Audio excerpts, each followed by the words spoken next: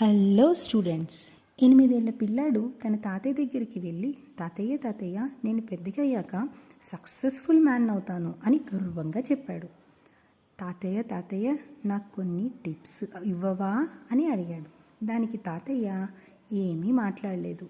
పిల్లాడిని తీసుకొని నర్సరీ ఫామ్కి వెళ్ళి అక్కడ 2 మొక్కలు కొన్ని తీసుకొని వచ్చి, ఒక మొక్క పెరట్లోనూ ఒక మొక్క కుండీల్లోనూ నాటారు. అలా కొన్ని సంవత్సరాలు గడిచినాయి.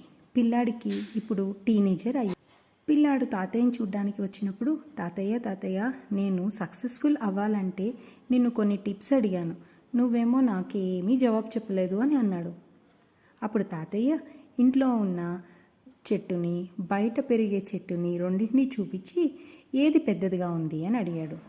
అప్పుడు టీనేజరు ఆశ్చర్యంగా పెద్ద చెట్టుని చూసి, కానీ ఇది ఎలా సాధ్యం, ఈ చెట్టు చాలా కష్టాలని ఎదుర్కొని ఉంటుంది కదా అని అన్నాడు. అప్పుడు వాళ్ళ తాతయ్య ఒక చిన్న నవ్వు నవ్వి, గుర్తుపెట్టుకోండి, కష్టాలను చూసి భయపడకుండా వాటిని ఎదుర్కొంటే మీరు అనుకున్న స్థాయికి చేరుకోగలుగుతారు. If you are not following at smart student pro, you are probably never going to see me again.